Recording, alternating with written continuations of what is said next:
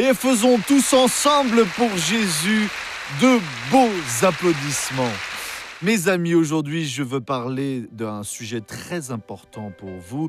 J'ai la certitude que vous allez vous réjouir parce que vous avez cette capacité. C'est là dans Luc au chapitre 10, 19, quand Jésus a dit une chose très sérieuse.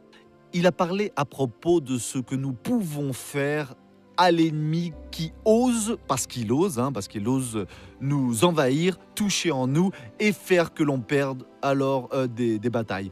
Cela, c'est ici dans le verset 17 qui dit ainsi: les 72 revinrent avec joie et dirent: Seigneur, même les démons nous sont soumis par ton nom. Ils leur dirent, Jésus leur répondant: je voyais le Satan tomber du ciel comme un éclair. Tomber du monde spirituel. À présent vient le verset merveilleux dont je voulais vous parler. Je vous ai donné l'autorité pour marcher sur les serpents et les scorpions et sur toute la puissance de l'ennemi. Et rien ne pourra vous faire de mal. Et donc les serpents et les scorpions sont deux figures alors que le Seigneur a utilisé pour identifier les pires démons. Nous n'avons pas à avoir peur de l'ennemi. Si vous êtes dans le péché, recherchez. Il faut juste larguer le péché parce que le péché conduit en enfer. Ce péché vous sépare de Dieu. Reconnaissez, confessez, ouvrez votre cœur, lavez tout de tout cela et cherchez l'orientation de Dieu. Quand Dieu vous donne une mission, un ministère, vous dites une chose. Qu'est-ce que vous devez faire? Vous tenez cette bénédiction, vous croyez en cette parole et restez ferme au nom de Jésus-Christ.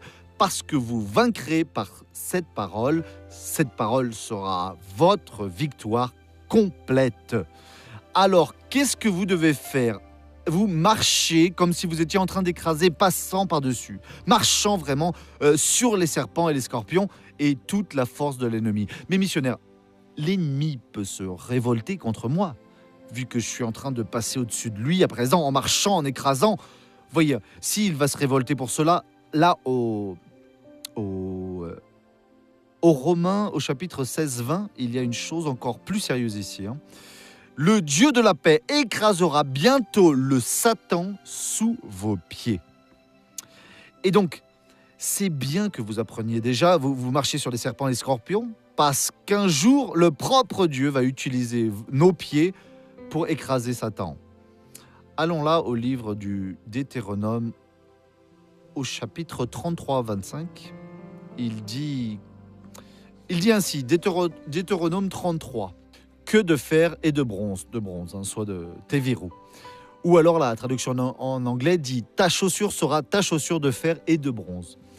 Et que ta prospérité dure autant que tes jours. Pour eux, le fer et le bronze étaient tout ce qu'il y avait de meilleur, de plus fort, de plus résistant, d'impénétrable. Et donc Dieu leur a dit ainsi que leurs chaussures seraient de fer et de bronze. C'est comme si nous utilisions des chaussures ou des bottes de fer et de bronze, et sont là les cobras et les scorpions, et nous passons dessus écrasant tout.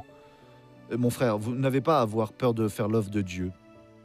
Si Dieu vous a donné une personne qui est venue et a demandé « Priez pour moi parce que je suis vraiment très angoissé, je suis oppressé, mais vous voulez vraiment la libération, je la veux. Vous voulez connaître Dieu, je le veux. Je vais vous enseigner Dieu et je vais défaire ce mal, je vais l'expulser et je vais le détruire. » La parole de Dieu dit cela, parler sur le péché et tout, amener la personne au Christ. Vous voulez donner votre vie à Jésus, alors à présent je vais prendre possession de cette bénédiction. Vous pouvez entrer dans la bataille, mais avec toute votre confiance, parce que spirituellement, ce n'est pas littéralement, vous êtes chaussés comme si cela était de fer et de bronze. Pour eux, c'était le plus fort qu'ils avaient, qu'il n'y avait pas d'autre alliage métallique à l'époque. Tout le reste était beaucoup plus fragile. Le fer et le bronze étaient terribles pour eux. Et donc eux, pour comprendre ce que Dieu était en train de faire, Dieu a donné pour eux ces figures du fer et du bronze. Votre chaussure sera de fer et de bronze. Dieu vous a donné une mission, mon frère, ma sœur, n'ayez pas peur. Même que l'ennemi mente, il sait juste faire cela, il ne dit jamais la vérité. Il vous menace, l'ennemi se soulève contre vous. Ne restez jamais dans le rouge. Soyez une personne toujours du côté de Dieu pour que vous puissiez accomplir la mission divine avec succès, pour que vous puissiez faire l'œuvre comme la parole de Dieu dit, marchant sur les serpents, marchant sur les scorpions et en l'emportant sur toute la force maligne. Tout ceci est métaphorique, mais spirituellement, c'est ce qui se passe. Vous êtes réellement en train d'écraser le pouvoir de l'ennemi. Et cette peur, vous ne l'avez pas, parce que Jésus dit « Je vous ai donné l'autorité ». On l'a déjà lu dans Luc 10, 19, pour marcher sur les serpents et les scorpions et sur toute la puissance de l'ennemi. Toutes. Il n'y a pas une force de l'ennemi pour laquelle vous n'ayez pas de pouvoir pour l'écraser, pour la réduire à néant, pour pouvoir défaire ce qu'il est en train de vous dire, tu ne vas pas réussir, j'ai été payé et très bien payé, j'ai donc ce droit, ce n'est qu'un mensonge. Vous invoquez le pouvoir parce que le nom de Jésus est notre secours. En invoquant le nom de Jésus, vous avez le secours, vous déterminez et vous pouvez être certain que c'est comme si vous étiez en train d'écraser avec ces chaussures de fer et de bronze ce pouvoir qui, de l'autre côté, épouvante, fait que les personnes soient désespérées. Voyons maintenant Romains 10, 15. Et comment proclamerait-on si l'on n'est pas envoyé ? Ainsi qu'il est écrit qu'ils sont beaux les pas de ceux qui annoncent de bonnes nouvelles. Au moment où Dieu donne une mission pour nous, il nous équipe avec ce qui est nécessaire pour qu'on y aille et ne subisse pas une seule égratignure. Nos chaussures sont de fer et de bronze. Nous sommes préparés pour écraser toute la force de l'ennemi et rien ne nous manquera de pouvoir, rien ne nous causera aucun dégât, rien ne nous fera échouer. Si nous simplement croyons en ce que le Seigneur, le Créateur du ciel et de la terre, cela ici à présent c'est beaucoup plus qu'une dispute religieuse, je vous parle maintenant de Dieu, du Seigneur suprême, nous a envoyés pour que l'on enseigne à notre prochain ce qu'il a fait en faveur de l'humanité. Et tout être qui croit immédiatement est aussi investi de cette autorité, revêtu de ce pouvoir et est envoyé. Et ses pieds deviennent alors très beaux, puissants. Pourquoi ? Pour faire l'œuvre, pour aller et emporter le message et que le message atteigne les nécessiteux. La vérité est la suivante. Nous pouvons et nous devons faire des prouesses au Christ. C'est cela que Jésus nous a déclaré dans sa parole. Allons maintenant voir le psaume 108, le verset 13. Avec Dieu, nous déploierons nos forces. C'est lui qui écrasera nos adversaires. Mon frère, ma sœur, est-ce que vous arrivez à sentir ce que Dieu veut que vous fassiez ? Missionnaire, par la parole, il a dit que je dois être un entrepreneur. Faites-le. Je dois être un éducateur. Faites-le.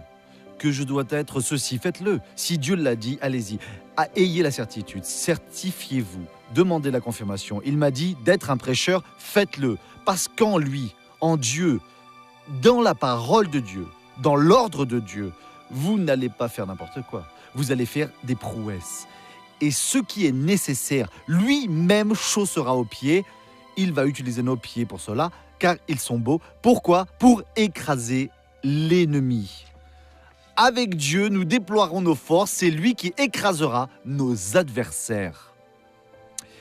Il a dit à Josué, personne ne se maintiendra devant toi. Comme j'ai été avec Moïse, je le serai avec toi. Seulement sois fort, courageux, ne crains rien, ne t'effraie pas, parce que je vais te donner la victoire. Josué y a cru et Dieu lui a donné la victoire. Aujourd'hui, ce n'est pas pour Josué que Dieu doit parler. Il doit parler avec moi et avec vous.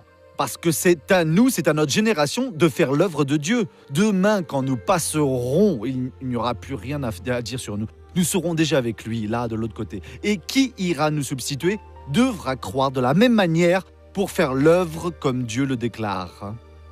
Comme Dieu est en train de le dire. À présent, je vous demande à vous qui êtes de Dieu. L'ennemi vient attaquer votre corps. L'ennemi vient vous faire souffrir. L'ennemi a tout planifié. Mais missionnaire, j'ai péché. Mais demandez pardon à Dieu, car Dieu est miséricordieux. S'il vous plaît, faites-le. Les prophètes disaient au peuple d'Israël, Mais vous êtes complètement fous, vous allez vous exploser, vous allez être pris au piège. » Ils ont pris Jérémie, les princes de Juda, et ils l'ont mis dans la citerne, là où il y avait seulement de la boue. Et si ce n'était pas le majordome qui est allé parler avec le roi, Zédéchias, Jérémie serait déjà mort. Hein. Jérémie était en train de prier pour que Dieu alors ouvre les yeux, qu'il se repente et qu'il ne soit pas emprisonné. Mais alors, ils ne se sont pas repentis, ils n'ont pas accepté la parole du prophète, et ils sont partis et toute la nation a été détruite. Je vous parle des 10 tribus du nord qui ont perdu la bataille parce qu'ils ne se sont pas repentis. Si vous avez une chose mauvaise dans votre vie, missionnaire, mon ami, il n'y a rien qui résiste à une confession sérieuse devant Dieu. J'ai fauté, fait ce qu'il ne fallait pas, pardonnez-moi. À présent, j'assume ma position en Christ et ensuite, vous allez faire des prouesses parce que vous serez avec Dieu. Il n'y a rien qui vous sépare de Dieu. L'apôtre Paul a écrit « Qui nous séparera de l'amour du Christ ?» Quel est le pouvoir de ce monde infernal, de l'enfer, d'où que ce soit, qui a la capacité de nous séparer du Christ? Ni même les anges ne parviendront à faire cela. Alors vous pouvez rester en Dieu et vous allez faire des prouesses.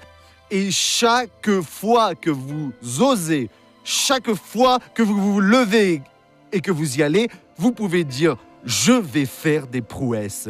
Et pourquoi est-ce que je vais faire des prouesses? Parce que le Seigneur va chausser aux pieds, Seigneur va écraser sous mes pieds, quoi donc? Les ennemis. Et c'est comme ça. Il a déjà chaussé avec le bronze et le fer.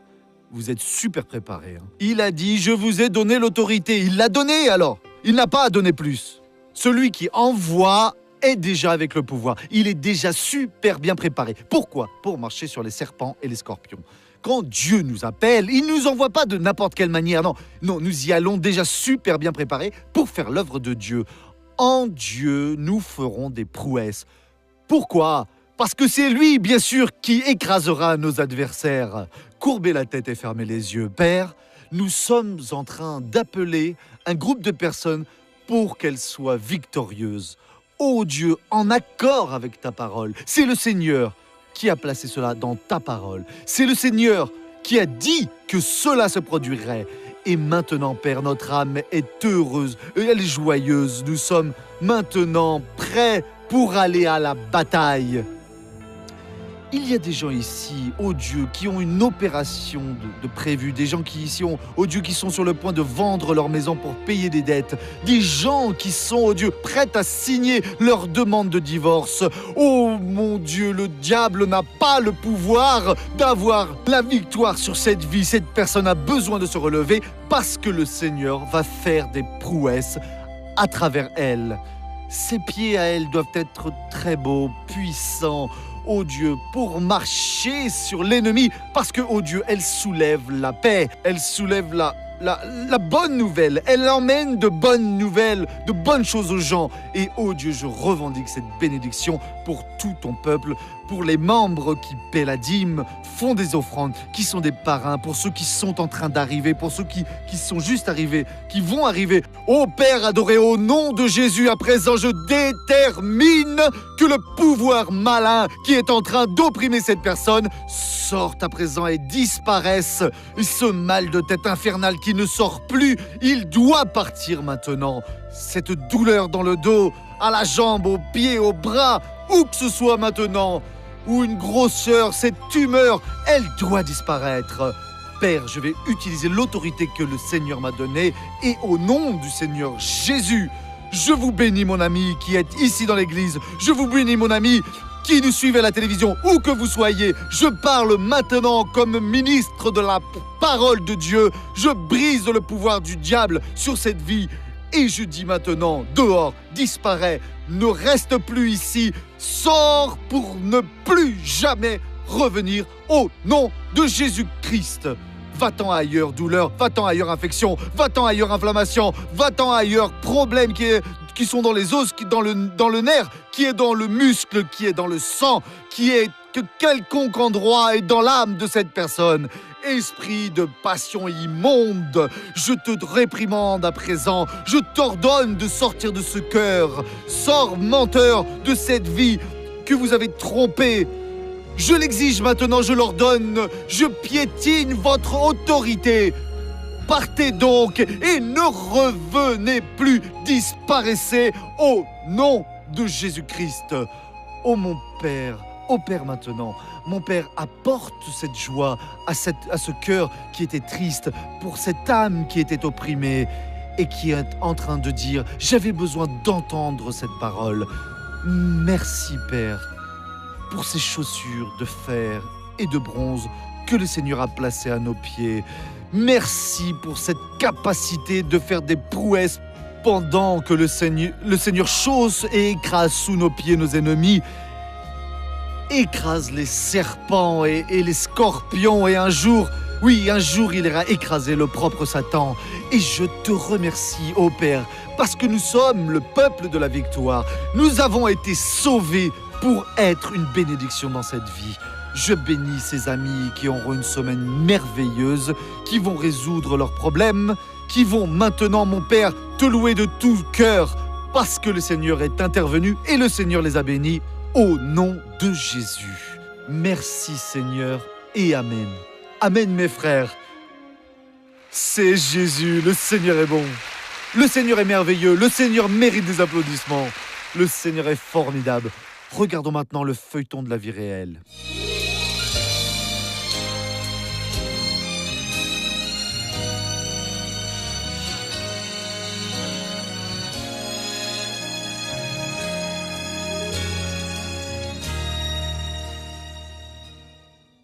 L'histoire de ce couple commence quand Anderson habitait dans la ville d'Ivoti et Adriana à Porto Alegre.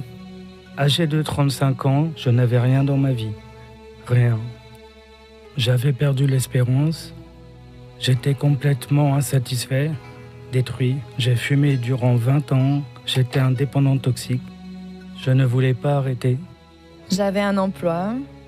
J'étais bien installée. J'avais 7 emplois depuis 2 ans à Porto Alegre, voyez. J'avais une relation qui durait depuis 3 ans. On ne s'est pas mariés.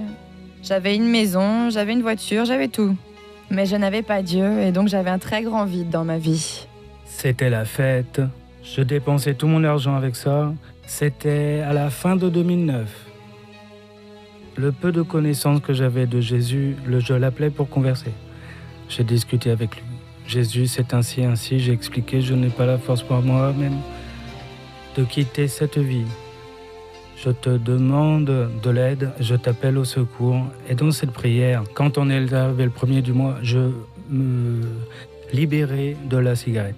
Adriana a commencé à connaître la parole du Seigneur Dieu et a décidé de terminer sa relation de 3 ans. Après cette décision, elle déménage de Porto Alegre pour la ville d'Ivoti. Et je suis restée 1 an et quelques années avec ma mère. Quand, plus ou moins 1 mois plus tard, vous voyez, ma mère m'a dit « Adriana, je vais à l'église de la Grâce, c'est une bénédiction ».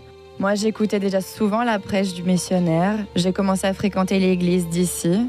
Je suis allé remercier Jésus-Christ pour tout ce qu'il avait fait. Et je me suis souvenu ce jour-là qu'il y avait une chaîne d'église.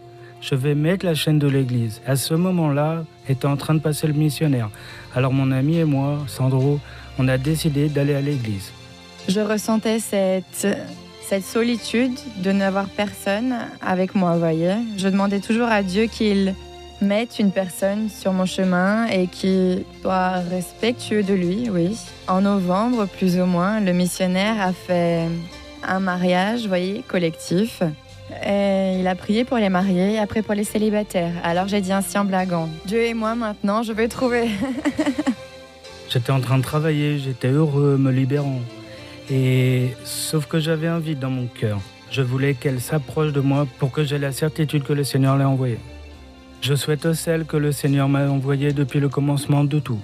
Non pas passé, je pense 2 mois, même pas. Alors Dieu a commencé à me montrer à Anderson, le frère Anderson. J'ai commencé à le regarder avec d'autres yeux. Et alors on a commencé à se fréquenter. Et on a décidé de se marier le plus rapidement possible. Nous avons une maison, nous avons une voiture. Je fais le parrainage du spectacle de la foi, grâce à Dieu. Je suis très heureuse, vous voyez, d'être un instrument aux mains du Seigneur, vous voyez. Parce que je sais que beaucoup d'âmes sont ainsi sauvées, oui, par le biais du parrainage. Tout ce que l'on fait, on est en train de planter des semences pour le Seigneur, vous voyez. Le meilleur héritage que l'on puisse donner à nos enfants, c'est la parole du Seigneur. La joie du Seigneur est notre force, vous voyez. Avec Jésus-Christ, nous sommes plus que des vainqueurs en toutes les choses. Ah Jésus, le Seigneur est formidable, gloire à Dieu. Si vous ne sentez pas l'appel pour devenir un parrain, ne le soyez pas. Nous ne voulons personne tromper. Nous avons confiance en Dieu, malgré que les coûts soient très élevés, mais notre Dieu est plus grand que tout cela. Voyons maintenant la première question.